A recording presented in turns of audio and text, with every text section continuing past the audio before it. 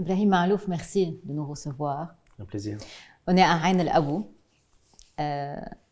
ضيعتك يلي أصلاً تعني لك كتير. Beaucoup de sens, beaucoup d'histoire. On va en parler. Je te demande to fill your strap. Qui est Ibrahim Malouf? C'est une grande question. Je ne sais pas moi-même, je pense. D'abord, je suis ravi de faire cet entretien parce que je vous apprécie beaucoup et je suis très heureux de vous rencontrer enfin. Oui. Depuis le temps. Et je pense que déjà, il y a une question sur d'abord pourquoi je parle en français, pourquoi je ne parle pas en arabe alors que je comprends très bien l'arabe et je comprends le libanais, je peux parler un peu. Mais ça fait partie de mon identité. Si vous me demandez qui je suis vraiment né entre le Liban et la France. J'ai grandi entre le Liban et la France, mais je n'ai pas suffisamment de vocabulaire en libanais pour pouvoir m'exprimer correctement. Et donc j'ai honte un peu. Je me dis, à mon âge, j'aurais dû apprendre à lire, à écrire et à mieux parler l'arabe, mais malheureusement, la vie fait que j'ai pas eu le temps. Et donc, je m'exprime mieux en français. Et dans ma musique, c'est un peu la même chose. Je mélange beaucoup qui je suis en tant que Français avec qui je suis en tant que Libanais, qui je suis en tant qu'Européen avec qui je suis en tant qu'Arabe. Et c'est ce mélange-là qui crée une musique qui est la mienne. Et voilà, et j'en ai fait mon métier. D'ici, de ce village qui est pour toi très cher à ton cœur, comme je le sais, l'enfance. Si on peut retourner un peu à l'enfance, le père, la mère, la grand-mère, les grands-mères, le village et après l'éducation, la France, etc. Les heures passées avec le père et la trompette. Déjà j'ai vécu, j'ai été éduqué en France toute ma vie, donc je n'ai jamais vécu au Liban, jamais. J'ai jamais été scolarisé au Liban, même tout petit, avant l'école, on a toujours vécu en France. Mais on venait entre 2, 3 et 4 mois par an au Liban. Et donc j'ai l'habitude de dire que j'ai passé un quart de ma vie au Liban. Voilà. Et donc cette place-là est très importante parce que je pense qu'une bonne partie de mon éducation, de ma culture, de qui je suis aujourd'hui, de ma manière de penser, de ma manière d'éduquer mes enfants, de ma manière de vivre, est très libanaise. Et l'éducation que j'ai eue, l'éducation musicale aussi, était très liée à la fois à l'importance d'être un bon musicien dans les écoles françaises, avec les conservatoires, les hautes études de musique classique, etc. Mais la partie culturelle libanaise et toute la musique arabe libanaise et la tradition musicale libanaise sont ma langue maternelle aussi. Donc mon éducation musicale était vraiment basée sur tout ça et c'est beaucoup notre présence ici, même pendant les périodes difficiles du Liban, on était tout le temps, on venait chaque année ici. Donc mon village, donc ici on est dans le village de ma mère, Ain El Abou, juste à côté c'est le village de mon père, Farahab. Et c'est marrant parce qu'entre le village de mon père et le village de ma mère, il n'y a que 2 maisons qui peuvent se voir. C'est la maison de mon père et la maison de ma mère. C'est très drôle. Et donc, j'ai fini par adopter le village de ma mère qui est un peu plus calme par rapport à celui de mon père, pour être un peu caché par la nature et tout ça. Et donc, quand je viens ici maintenant, je me ressource. Je suis très inspiré parce que ça me rapproche de mon histoire, de mon éducation. Et voilà, j'en ai fait c'est devenu mon métier, la musique, mais c'est aussi parce que c'est un moyen d'expression qui est sincère, qui est fort, qui est plein de rêves et d'idéalisme. La musique, c'est un monde parallèle. On écoute de la musique pour se plonger dans une ambiance, pour changer ses idées, pour aller mieux, pour pleurer, pour faire la fête, pour danser. Donc on se sert de la musique comme d'un médicament. Une certaine thérapie. C'est comme une thérapie, voilà. Et donc moi, j'utilise un peu mon histoire, mon parcours, mes origines, etc. pour créer une musique thérapeutique pour moi qui ressemble, j'espère en tout cas, à ce qu'est un homme de mon âge aujourd'hui, à notre époque, comme une empreinte de ce qu'est notre époque d'aujourd'hui. Et tout ça est lié à mon attachement à ici. Si j'étais pas autant lié à mon histoire, à cette maison a été construite il y a 1 siècle par mon arrière-grand-père. Donc si j'étais pas relié à cette histoire-là, je ferais pas la même musique. Et si je ne faisais pas cette musique, j'en ferais peut-être pas mon métier. Le père. 5 heures par jour, parce que comme j'ai su, 5 heures par jour d'entraînement. C'était... Pas 5 heures. Au début, quand j'étais petit, quand j'avais 7 ans, 8 ans, on faisait entre 20 et 30 minutes par jour, ce qui est beaucoup pour un enfant. Bien sûr. Et l'enfant que j'étais, qui avait plein d'idées, qui avait envie de faire plein d'autres choses. Mais c'était déjà un rythme très sérieux.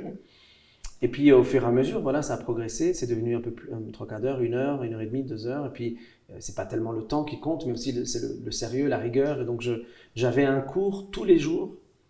Vous savez, quand on fait de la musique, par exemple, on va au conservatoire, par exemple, 1 fois par semaine. Un enfant, par exemple, va à l'école 1 fois par semaine, au conservatoire, à l'école de musique 1 fois par semaine. Il prend 1/2 heure ou 1 heure de cours et ensuite, pendant 1 semaine, il fait n'importe quoi. Il travaille même pas ou il travaille mais pas bien, etc. Moi, j'avais un cours tous les jours et jamais je n'avais l'occasion de jouer sans faire d'erreur, puisque à chaque fois que je jouais, mon père était à côté de moi et me corrigeait. Et donc, en 1 an, j'ai pris l'équivalent de 8 à 9 années de cours. Peut-être même plus, d'une certaine façon, parce que je ne me trompais jamais. Et donc, en 2 ans, j'étais devenu presque professionnel. Et donc, j'ai commencé à tourner avec mon père. Et mon père, évidemment, était le pilier de tout ça. C'est lui qui m'a appris à jouer de la trompette. C'est lui qui m'a appris ce qu'était la musique classique, la musique arabe. C'est lui qui m'a perfectionné pour me présenter au Conservatoire de Paris. C'est grâce à lui que je joue l'instrument que je joue aujourd'hui, qui est un instrument un peu particulier qu'il a inventé. Donc, c'est un vrai pilier dans mon parcours de musicien. Et il est partout dans tout ce que je fais aujourd'hui. C'est lui qui m'a vraiment travaillé, quoi, qui m'a poli. En parlant de cet instrument, l'attachement avec cet instrument et l'histoire de cet instrument. Quand mon père est arrivé en France dans les années 60, son rêve était, il en a souvent parlé d'ailleurs au Liban dans les interviews, et son rêve était de pouvoir réparer ce qu'il entendait dans les fanfares de son village et qui lui semblait faux. Dans les villages au Liban, en fait, c'était la mode à l'époque du mandat français, donc il y avait un héritage du mandat français, il y avait plein de fanfares partout, il y en a même encore aujourd'hui. Et lui, quand il était jeune, il écoutait son père et son grand-père et sa famille jouer. Et il jouait de la trompette et de la clarinette en jouant des mélodies arabes, mais sans le quart de ton, sans les maqams des quarts de ton. Et donc il jouait faux. Et mon père, il écoutait les fanfares jouer, il disait mais il joue faux. Et donc quand il est arrivé en France pour jouer de la trompette et pour apprendre à jouer de la trompette de manière professionnelle, il a dit, son rêve c'était de corriger ça, de réussir à faire en sorte que les trompettes puissent jouer et les instruments occidentaux puissent jouer les maqams arabes. Donc c'est comme un pont culturel entre les deux. Et donc, il est arrivé en France, il a étudié dans la plus haute école française qui est le Conservatoire de Paris. Et pendant cette période-là, il est allé voir les fabricants et il leur a proposé ce nouveau projet. Et évidemment, ils ont concrétisé cet instrument. Et c'est une fierté, parce que c'est un des rares instruments organiques qui a vraiment été inventé ces dernières années, ces 50 dernières années. Et puis, c'est le seul instrument arabe, parce que c'est devenu un instrument arabe, c'est un instrument de musique arabe. C'est le seul qui peut jouer toutes les gammes, tous les maqams, dans toutes les tonalités. C'est-à-dire que non seulement il a inventé quelque chose, mais il a également upgradé ce qu'étaient les instruments de musique dans le cadre de la musique arabe. Voilà, donc c'est une nouveauté, c'est un peu spécifique, je sais, c'est un peu particulier, mais c'est ce dont je me sers aujourd'hui pour créer la musique que je crée, et c'est ce qui fait la spécificité de ce que je joue. Si j'avais pas cet instrument, j'aurais jamais fait tout ce que je fais aujourd'hui. Et le sérieux que tu gardes, comment je sais que jusqu'à maintenant, c'est le sérieux, c'est s'entraîner tous les jours, vivre dans ce monde de musique et de composition, etc. Combien il faut cette passion pour... oui, c'est tout un monde que tu es en train de créer. En fait, la beauté de ce métier, c'est la liberté que ça nous offre. Je pense évidemment, il y a beaucoup de métiers où on peut se sentir libre, mais la créativité qu'il y a dans la création musicale, je pense qu'elle est inégalée. Et c'est pour ça d'ailleurs que la musique fascine autant, c'est pour ça que la politique s'est toujours intéressée à la musique et aux artistes, c'est pour ça que le cinéma ne peut pas vivre sans la musique. C'est pour ça qu'on vit tous les jours, que la radio, la télévision, la musique est partout. La musique nous accompagne. Elle nous accompagne partout parce qu'elle a cette force de la liberté qu'il n'y a nulle part ailleurs. Dans le journalisme, vous le savez très bien, vous êtes libre, mais il y a un cadre obligatoire. Dans la littérature, c'est la même chose. Dans pratiquement tous les domaines, le cinéma, il y a un cadre, il y a des chartes, il y a des codes de dramaturgie, de lumière, etc. Donc il y a beaucoup de codes. Dans la musique, s'il y a une chose que prouve la musique chaque jour, c'est qu'on peut être surpris par le changement des codes et le changement des modes systématiquement. Et nous, les artistes, on est les premiers surpris. Des fois, quand vous avez par exemple, je sais pas moi, Anderson .Paak et Bruno Mars qui sortent un titre qui est en fait une production exactement similaire à ce qui se faisait dans les années 70, tout le monde se dit mais c'est passé, ça c'est les années 70, et ben ça marche et les gens adorent et vont écouter, etc., etc. Donc en fait, il y a une liberté de création qui est vertigineuse. Et moi, c'est quelque chose qui me plaît beaucoup. Et je construis mon monde qui me réconcilie avec le monde dans lequel on vit, qui est plein de violence, plein d'adversité, plein d'injustice. C'est comme ça que j'arrive à me réconcilier avec le monde dans lequel on est. Et que ce soit quand je compose pour le cinéma, quand je compose pour d'autres artistes, quand je compose pour moi, pour mes concerts, je vis comme dans un monde parallèle et j'ai cet espoir, je nourris cet espoir que lorsque les gens écoutent ma musique, ils participent et ils vivent aussi dans ce même monde parallèle que le mien. Tu parlais dans ce monde de violence et depuis peut-être une semaine, 2 semaines, tu as posté une vidéo des abris et tu as parlé de ton enfance. Dans quel monde on vit aujourd'hui? Avec tant de violence, malheureusement, tant de violence, voir toutes ces images devant nous, les enfants qui sont en train de mourir. Quoi dire? C'est affligeant, on est triste. Je pense qu'il y a une... Vous savez, moi j'ai grandi avec la littérature de Amin, mon oncle. Voilà, on va parler d'Amin Maalouf. C'est lui qui m'a fait aimer la langue française, c'est lui qui m'a même fait aimer les idéaux de la culture française, c'est lui qui m'a fait aimer le lien très fort entre la culture libanaise et la culture française aussi, l'histoire de ces pays, l'histoire de notre région. Je suis très attaché à l'idéalisme que nourrit Amin depuis très très longtemps dans ses livres. Et en même temps, cet idéalisme est accompagné par un regard qui est de plus en plus cynique, malheureusement, parce qu'on constate simplement que les choses ne vont pas dans le bon sens. Et c'est de manière internationale, ce n'est pas le Liban, ou ce n'est pas la France, c'est mondial. Il y a une tendance... Moi, je parle d'un monde Twitter, c'est-à-dire qu'en fait, tout est décontextualisé, tout est mensonge, tout est transformé. On est fasciné par les intelligences artificielles qui finalement créent du contenu qui n'a jamais véritablement existé. Il y a comme une sorte de fascination pour tout ça, mais qui nous amène aussi vers des terrains mouvants qu'on ne maîtrisait pas, qu'on ne maîtrise pas. Alors, peut-être que c'est nécessaire, c'est un passage qui est nécessaire, je ne sais pas. Mais c'est vrai que c'est très inquiétant. Et donc moi, ma réflexion, c'est pas simplement de regarder, de constater amèrement et de regretter, c'est de me dire, bon, qu'est-ce qu'on peut faire pour améliorer ça pour nos enfants? Quelles sont les solutions? J'en ai pas.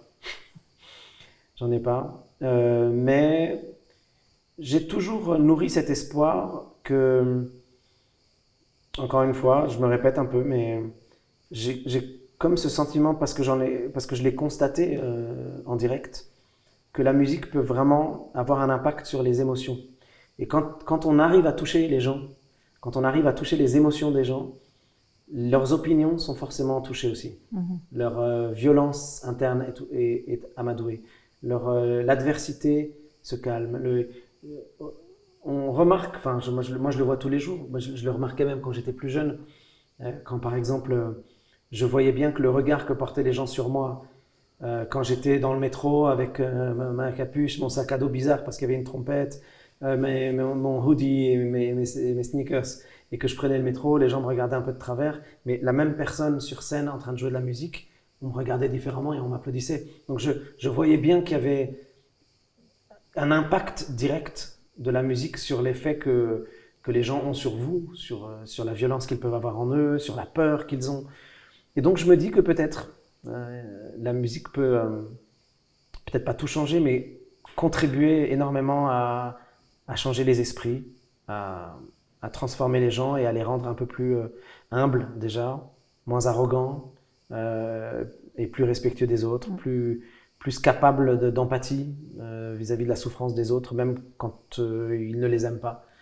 Vous voyez, donc c'est un peu mon espoir. C'est peut-être un des seuls espoirs qu'il nous reste, je trouve. Oui. En parlant d'Amin Maalouf, l'oncle qui était toujours là, l'influence, les souvenirs.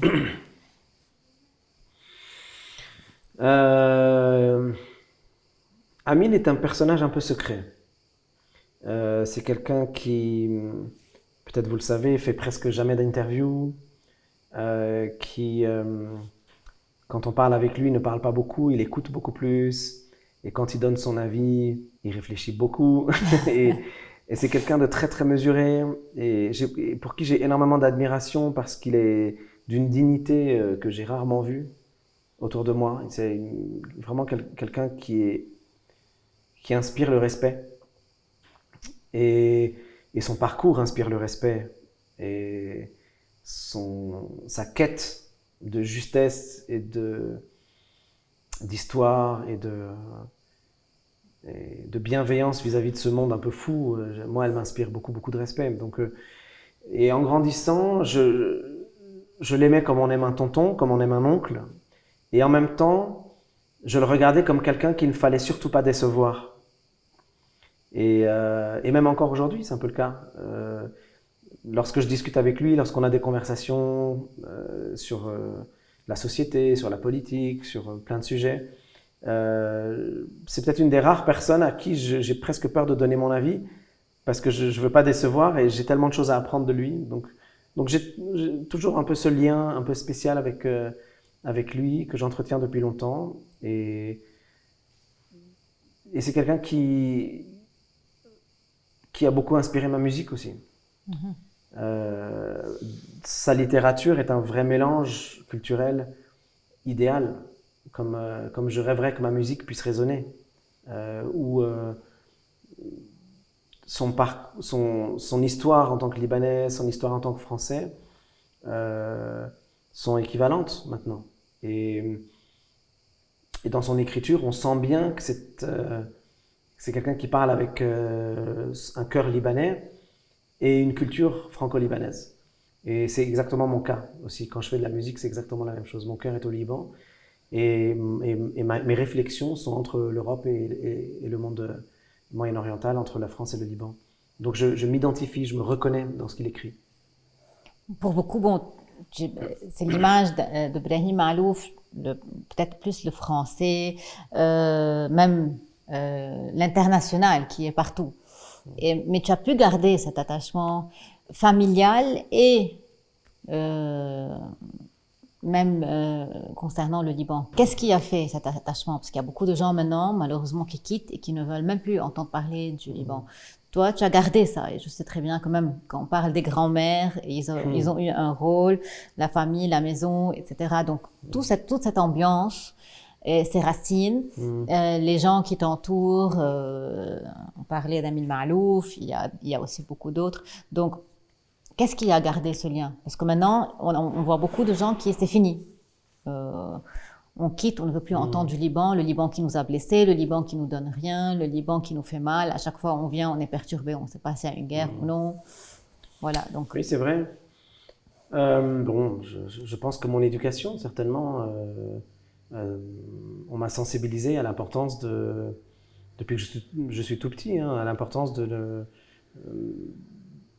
comprendre que pour savoir où je vais, je dois vraiment être très attaché à là où je suis né, là d'où je viens. Je pense que j'aime profondément mon pays, là où je suis né. J'aime le Liban, vraiment très sincèrement. J'aime les défauts du Liban. Vous savez, c'est comme dans un couple. Vous avez des gens qui viennent vous dire « mais pourquoi tu es encore avec lui ? T'as vu comment il t'a parlé, etc. » Tu te dis « oui, mais par contre, je l'ai remis à sa place tout à l'heure, donc je ne le laisse pas parler, mais je connais ses défauts, mais je l'aime. » Et c'est un peu la même chose. Moi, j'aime les défauts de mon pays. J'aimerais bien pouvoir contribuer à les améliorer. Mais je ne suis pas dégoûté par le Liban. Comme certains, en effet, qui peut-être en ont marre. Et je les comprends. Parce qu'il y a de quoi. Vraiment, je comprends ça. Mais moi, j'ai pas ce problème-là. Je pense même que l'attachement qu'ont tous les Libanais qui vivent en dehors du Liban et qui n'ont jamais vraiment trop vécu au Liban est presque beaucoup plus fort que ceux qui vivent ici et qui en ont marre de tout ce qui ne va pas. Et je les comprends, ce n'est pas une critique, au contraire, je reconnais que c'est difficile. Mais moi, cet attachement, il est là. Et puis, il y a autre chose aussi. Je pense qu'on n'est pas tous pareils. Moi, quand je vois un vieux livre ou un vieux meuble comme celui-ci, j'ai pas envie de le jeter. J'ai pas envie. Il y a des gens qui disent, mais qu'est-ce que tu veux faire avec ce livre? Il est déchiré de partout. Je dis, ben justement, parce qu'il est déchiré de partout, je l'aime, parce qu'il me rappelle des souvenirs, parce que ma grand-mère a écrit dedans quelque chose, une petite note, parce que moi, petit, j'ai surligné tel passage, parce que j'ai pas envie de le jeter. Ce meuble, oui, d'accord, la porte, elle grince, oui, ça casse les oreilles, elle ferme jamais. Je rigole pas, vous voyez les deux portes elles ferment jamais. Elles ferment jamais ces deux portes, on a tout essayé, elles ferment jamais, elles veulent jamais se fermer. Mais je l'aime bien ce meuble, moi, même avec ces deux portes qui ferment pas. Je veux dire par là que je suis attaché à l'imperfection des choses, parce que c'est ce qui rend humain notre vie. Et si on veut que tout soit parfait, alors la vie est un enfer. Ça n'existe pas. Non. Donc, il faut accepter que la table soit pas hyper droite. Il faut accepter que là, il y a un câble qui dépasse un peu. Il faut accepter que... Mais ça ne veut pas dire niveler par le bas. Ça veut dire simplement qu'on cherche la perfection. On a envie de la toucher, mais elle n'est pas là. Avec le Liban, c'est la même chose. Mais je vais même vous dire, avec la France aussi, c'est la même chose. C'est vrai, partout. Moi, bien sûr. Moi, je vis en France et je peux vous assurer que parfois, la France est insupportable. À plein d'égards. Mais j'aime la France aussi. Je n'ai pas envie de la quitter. Je l'aime avec ses défauts. Donc... je pense que c'est en améliorant les choses qu'on vit mieux, pas en s'attendant à ce que tout soit parfait tout le temps. Ça n'existe pas. Et donc mon attachement au Liban n'est pas gâché, peut-être d'une part, donc pour résumer ma réponse, d'une part parce que je ne vis pas ici et donc je garde une distance avec les difficultés. Et donc je comprends les personnes qui sont au Liban. Mais d'un autre côté, c'est que je garde espoir de pouvoir faire améliorer les choses et de faire en sorte que cette porte ferme et qu'elle arrête de grincer et que un jour peut-être j'aurai le temps de réparer ce petit livre. Vous voyez, et je garde espoir de ça. Mais c'est la vérité dans la vraie vie. Hein. C'est vrai. Même et c'est comme ça. Hiba se moque de moi parce que je veux jamais rien jeter. Elle me dit, Khalas, arrête. Moi, je suis comme ça.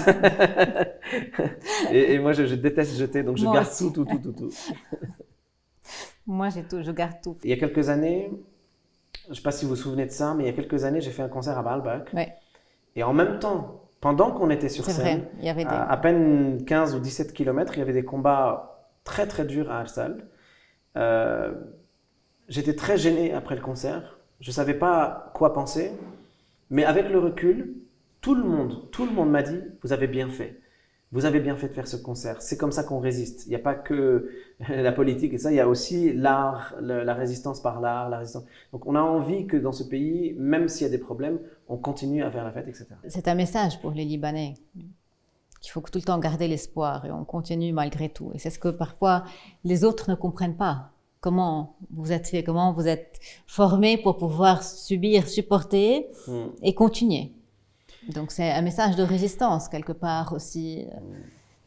Je pense qu'on est les Libanais et puis surtout ceux de notre génération ou un peu plus vieux qui ont en tout cas connu les difficultés du Liban. Je parle vraiment de la guerre, des obus, etc., des bombes, etc. On est immunisés en fait contre toutes les peurs. Et beaucoup de gens ne comprennent pas ça. Donc quand on vient au Liban avec mes enfants, avec Hiba, avec la famille, il y a beaucoup de gens en France qui me disent mais vous êtes sûr vous êtes sûr, vous n'avez pas peur? Et ça, je dis non. Alors oui et non. Oui, bien sûr, j'ai peur pour le Liban, pas pour moi. J'ai peur pour les Libans, j'ai peur un peu pour mes enfants. Mais j'ai pas peur concrètement, j'ai rien qui peut m'empêcher de venir ici, sauf si tout s'arrête, que je peux plus voyager. Et encore. Mais mon amour pour le Liban, et mon attachement est tellement fort que même mes enfants... Ils parlent l'arabe, je voulais dire que même... Ils commencent à parler l'arabe, voilà. ouais. Mais même ma grande fille qui a 14 ans et qui vient ici tous les ans, hier, alors parce qu'on va partir dans pas très très longtemps en France, on a des concerts, me disait, j'ai presque envie d'être bloqué ici et de rester. Donc c'est vous dire à quel point finalement on aime en fait rester ici, et puis on a cette maison qui est la maison de mon arrière-grand-père, donc on se sent bien, on se sent en adéquation avec notre histoire, avec notre vie, avec la nature, et donc oui, voilà. Bon, on parlait de l'intelligence artificielle et son rôle, et tu disais que bon, ça nous prend un peu dans un monde... Est-ce que tu crains que plus tard, l'intelligence artificielle prendra la place des compositeurs, des musiciens? Qu'est-ce qui va se passer? Et hier, je parlais avec un ami qui me disait que vraiment, c'est aussi rapide que ça ne s'arrête pas. Oui. Même les cours maintenant d'intelligence artificielle, en un mois, ça change complètement. Parce que c'est impressionnant. Il y a tout le temps de nouvelles choses, que même le cours qu'on prend aujourd'hui n'est plus le même dans un mois. Oui, tout change très très vite. Dans la musique, moi je suis très partagé, parce que d'abord, nous, dans la musique, on travaille déjà avec d'une certaine manière un peu les intelligences artificielles, puisqu'on a des logiciels qui corrigent le rythme, qui corrigent les voix, qui corrigent la justesse, qui corrigent les harmonies. Et on a des logiciels qui amènent une matière qui n'existait pas. Donc on travaille déjà avec l'intelligence artificielle depuis longtemps. Et d'ailleurs, ça s'entend. Ça s'entend. C'est-à-dire, quand on écoute les musiques d'aujourd'hui par rapport à ce qu'on crée il y a 50 ans, on entend bien l'ordinateur, on entend bien la précision du son qui devient complètement synthétique et qui n'est plus naturel, qui n'est plus un son naturel. Alors on aime bien, c'est bien aussi. Et on arrive à composer avec, on arrive à créer des choses avec. Alors est-ce que ça va remplacer ça? Moi j'y crois pas une seule seconde. Moi je pense que qu'on va s'adapter, qu'on va travailler avec, qu'on va être ensemble, mais je n'ai pas la crainte d'être remplacé par l'intelligence artificielle. Ce n'est pas quelque chose qui m'angoisse du tout. Parce que même il y a maintenant des concerts où on voit des concerts avec des hologrammes. Voilà, des hologrammes. Oui, mais c'est toujours ponctuel. C'est toujours un épiphénomène. On voit un concert avec des hologrammes, mais en même temps qu'un concert avec des hologrammes, il y en a 500 000 en même temps ailleurs sans hologramme, ou peut-être même plus. Donc je pense qu'on a peur, alors on regarde ça un peu d'un œil méfiant. Mais moi, ça ne m'inquiète pas du tout. Vous savez, c'est comme les livres audio, par exemple. Tout le monde disait, les livres audio, c'est fini. Mais moi, je vois maintenant plus de gens qui tiennent le livre. Bien sûr, en fait, le livre audio a fait l'effet contraire. C'est-à-dire que les gens qui ne lisaient pas de livres ont commencé à lire, et à s'attacher aux livres et à vouloir aller les acheter pour les lire. Donc, je pense que l'humain restera profondément humain. On peut tout essayer, on restera profondément humain. C'est pour ça que je vous disais tout à l'heure, moi j'ai beaucoup d'espoir, parce que l'émotion réveille une forme d'humanité. Et quand bien même on peut être confronté aux pires souffrances, aux pires difficultés, etc., il y a un moment où notre émotion fait que on voit un chat souffrir, on va aller lui donner du lait ou de l'eau. Oui, donc on est fait comme ça. Ça ne peut pas être autrement. Je ne peux pas croire une seule seconde qu'il y ait autre chose. J'ai quelques questions de ChatGPT. C'est ChatGPT qui pose les questions? Non, c'est moi qui ai posé. Maintenant, je lui ai demandé de me donner quelques questions. Mais j'adore ça. Oui. Donc, on va voir les questions. Okay. Quelle est l'importance de l'improvisation dans votre musique et comment cela influence-t-il votre jeu de trompette? Je dois répondre? Oui. L'improvisation, c'est une philosophie. J'en ai même écrit un livre qui s'appelle « La petite philosophie de l'improvisation ». L'improvisation représente l'ADN de tout ce que je crée depuis toujours. Et c'est ce qui m'inspire dans tout ce que je fais musicalement, mais même dans la vie. Vous voyez, même quand on fait une interview, par exemple, je prépare absolument rien. Je ne sais pas ce que je vais dire, je ne sais pas ce que vous allez demander, je ne vous ai même pas demandé ce que vous allez me demander. Et j'aime ce naturel-là parce qu'il permet d'être beaucoup plus sincère. C'est vrai. Et dans la musique, c'est pareil. Je ne prépare pas. Quand je monte sur scène, je sais à peu près ce qu'on va jouer, mais je ne prépare pas. Je monte sur scène et je délivre de manière complètement improvisée et libre. Et c'est ce qui me permet, moi en tout cas, de jamais m'ennuyer, d'être tout le temps sincère, de ne jamais me tromper aussi. Parce que la sincérité, vraiment, c'est le meilleur barrage contre l'erreur.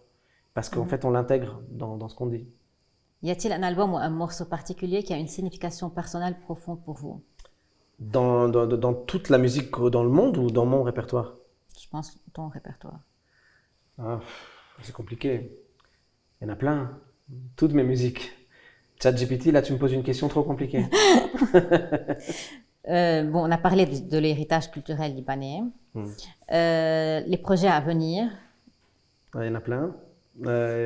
Déjà, d'abord, je ne sais pas quand est-ce que cette interview va être diffusée, mais une semaine avant le concert du 28 septembre, donc le 20 septembre exactement, je sors un album qui s'appelle Trumpets of Michel-Ange, qui est un hommage donc aux trompettes de Michel-Ange, donc les trompettes de mon père et à son histoire. Et ça sort donc une semaine avant le concert. Donc ça, c'est une actualité importante pour moi. Je sors également, on vient de sortir la bande originale du film de Claude Lelouch, pour lequel, la bande originale que j'ai composée également. On a sorti également il y a quelques semaines le live de mon troisième concert à l'Arena de Paris. Et donc c'est un énorme concert qui a été très marquant pour moi. Donc il y a beaucoup d'actualités. Je travaille sur plusieurs musiques de films et plusieurs albums en même temps, plusieurs projets. On a un projet avec Hiba aussi. Donc voilà, il y a beaucoup de choses. Beaucoup de projets alors. Ouais. Vous avez enseigné et inspiré de nombreux jeunes musiciens. Quels conseils donnerez-vous à ceux qui cherchent à se lancer dans une carrière musicale? Bon courage déjà, parce que le monde de la musique est devenu très compliqué aujourd'hui. Tout le monde peut faire de la musique, d'ailleurs grâce aux intelligences artificielles, donc il y a autant de compositeurs que d'êtres humains finalement. Donc c'est difficile d'avoir quelque chose d'un peu spécial et de pouvoir en faire sa vie, d'en vivre. Mais je pense que je dirais juste la passion, de rester passionné malgré les problèmes. En fait c'est ça, je crois, la chose la plus difficile dans nos métiers, c'est de réussir c'est la persévérance, c'est-à-dire de réussir à tenir malgré tout ce qui ne va pas. Quand on est étudiant, les professeurs qui nous parlent mal, les professeurs qui nous dégoûtent de ce qu'on fait, le public qui ne comprend pas ce qu'on propose, les maisons de disques qui nous refusent, les articles de presse qui parfois peuvent être très désagréables, un concert raté, une campagne médiatique très désagréable, des rumeurs, des problèmes, des procès, etc. D'être capable en fait quoi qu'il se passe, de ne pas oublier que l'essentiel c'est la musique. Je crois que c'est la chose la plus importante, en tout cas que j'ai appris moi de mon expérience. Si on est dans cet état d'esprit-là, alors ils peuvent se lancer. Ils peuvent se lancer, ouais. S'ils ne sont pas dans cet état d'esprit-là, il y a un risque qu'un jour ils s'arrêtent à la moindre critique de journal négative, à la moindre rumeur de « il a copié sur un tel, elle a copié sur ceci, il a fait telle erreur », etc. Donc je crois la chose la plus importante. Mais c'est vrai pour la musique, mais c'est vrai pour tous les métiers. En fait. C'est vrai pour tous les métiers. Il y a une question en arabe que d'habitude que je pose. القهوة حلوة أو مرة بتشربها؟ ما بشربها قهوة. Ça, je peux répondre en arabe, c'est facile pour moi. والحياة حلوة أو مرة؟ Ça, c'est compliqué par contre. Ouais. Mais là, j'ai besoin de répondre en français. Oui.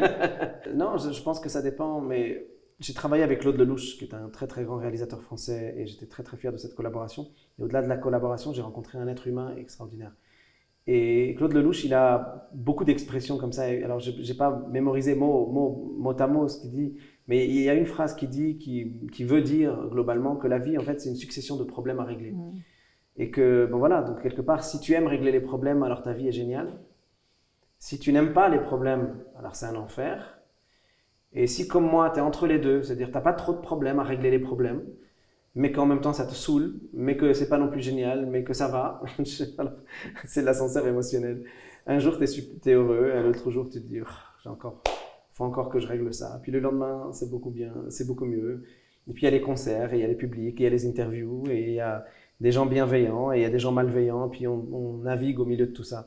C'est ni halwa ni morra, c'est la vie. C'est la vie. C'est la vie. Avec ses hauts et ses bas. C'est pas, ouais. On l'accepte comme elle est. Voilà, et toutes les étapes qu'on doit passer, comme ça. Qui a dans ton cœur, Qui t'a touché le plus? Qui t'accompagne tous les jours? À qui tu penses tous les jours? Bon, pas tous les jours, mais qui est l'inspiration familiale ou non familiale de Brahim Alouf? Beaucoup de gens quand même, parce que je suis très attaché à mon entourage. Mes parents, parce que chacun d'entre eux, je trouve qu'on oublie très vite nos parents. On oublie trop vite nos parents, nos grands-parents, nos arrière-grands-parents. On ne leur rend pas assez hommage, en général. Pas nous, mais en général, je trouve que dès que les parents deviennent un peu vieux, on les oublie un peu. Hier, on était en train de faire une petite réunion familiale et j'ai un oncle un peu vieux, un peu fatigué qui est venu. Et à un moment donné, il m'a dit, bon, ben, je vais rentrer. J'ai dit, bon, bonne soirée, tonton. Et il commence à partir. Et là, je me dis, mais là, nous, on est tous assis, en train de finir de manger. Et lui, il va descendre tout seul, marcher jusqu'à chez lui.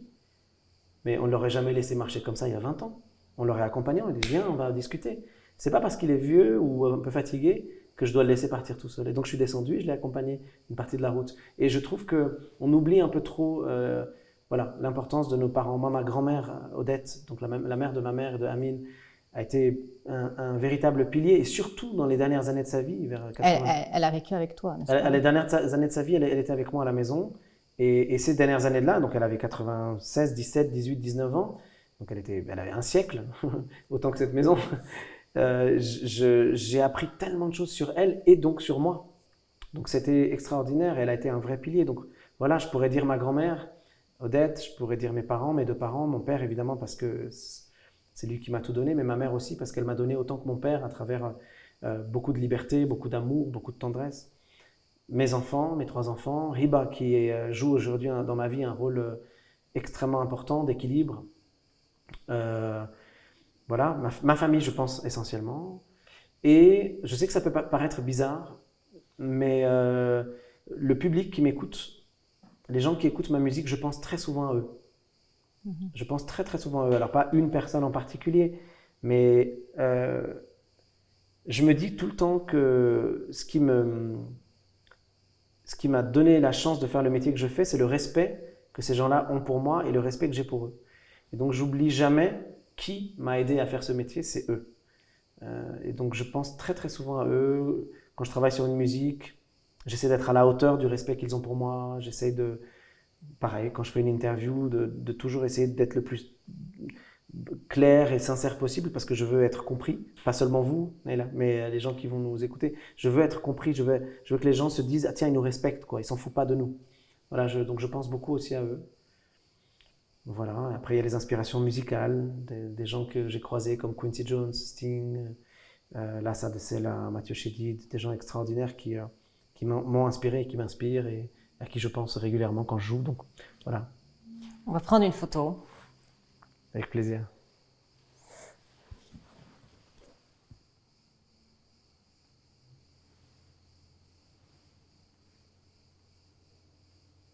Bon, je vais poser la question en arabe. Allez. قديش راضي عن نفسك? Réponds en français, il n'y a pas de problème. C'est parce que je me regarde, c'est ça. Ça veut dire quoi exactement? Parce que ça peut vouloir dire 2 choses. Oui, oui, les deux. Moi, je suis très exigeant avec moi-même. L'exigence que j'ai avec moi-même, je ne l'ai pas toujours avec les autres. Et parfois si, mais pas toujours.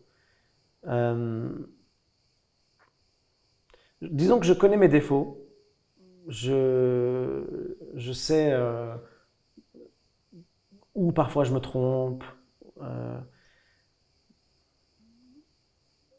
Mais j'ai ce sentiment que l'honnêteté intellectuelle dans laquelle je suis depuis toujours et la sincérité que je mets dans chaque seconde, dans chaque mot, dans chaque note, dans chaque regard, dans chaque franchise, dans chaque fait que je peux me regarder dans une glace en me disant bon ça va, ça va, tu peux dormir sur tes 2 oreilles, tout va bien. Voilà. Mais par contre, ça ne veut pas dire que je m'aime ou que je suis content de tout. Non, je pense qu'il y a beaucoup de choses sur lesquelles je travaille tous les jours, je m'améliore. Et Hiba m'aide beaucoup pour ça, d'ailleurs. pendant longtemps, par exemple, vous savez, les personnes les plus, ceux qui nous aiment le plus sont souvent ceux qui acceptent d'être un miroir, c'est-à-dire de nous dire de manière très franche ce qui ne va pas. Et quand vous êtes un peu connu, ou quand vous avez une notoriété, les gens n'osent plus vous dire ce qui ne va pas. Les gens se disent « Ouh là là, j'ai pas envie d'avoir des problèmes » ou « Je veux pas perdre mon travail » quand c'est des gens avec qui on travaille. Et très rares sont les gens qui viennent très honnêtement, même votre famille parfois ne vous le dit pas. Mais très très rares sont les gens qui viennent et qui vous disent avec beaucoup de bienveillance « Là, tu n'aurais pas dû faire ça, tu n'aurais pas dû dire ça, c'est pas bien. Là, tu t'es trompé, là, tu as mal parlé, là, tu… » C'est rare, quoi. Et le lien que j'ai avec Hiba, par exemple, il est très franc, très sincère. Et on se dit les choses cash. Et ça aide beaucoup, en fait. Et je crois que c'est ça, c'est une preuve d'amour, évidemment, mais c'est aussi quelque chose qui aide à se regarder dans une glace en se disant, bon, voilà, là, sur ça, je me suis planté, mais bon, ça va, tout va bien. Tout va bien. Bon, on attend le concert, en espérant qu'aussi, d'ici le 28 septembre, les choses vont se régler. On va vers une… Accalmie, peut-être. Accalmie, j'espère, et que les gens peut-être s'orientent plus vers la musique, la culture, le travail personnel et se calment, au lieu qu'on voit tous les jours des gens qui sont en train de mourir malheureusement. Et aussi, il faut aussi, juste comme ça, une pensée à l'Orient, les 100 ans de l'Orient, les journalistes qui travaillent tous les jours, les collègues, 100 ans de travail, 100 ans de mission.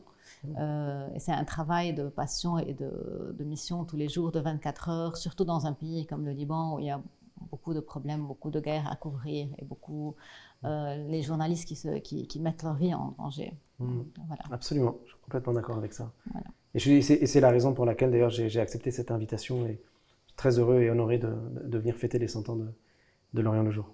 Voilà, merci beaucoup. Merci à vous. Au concert.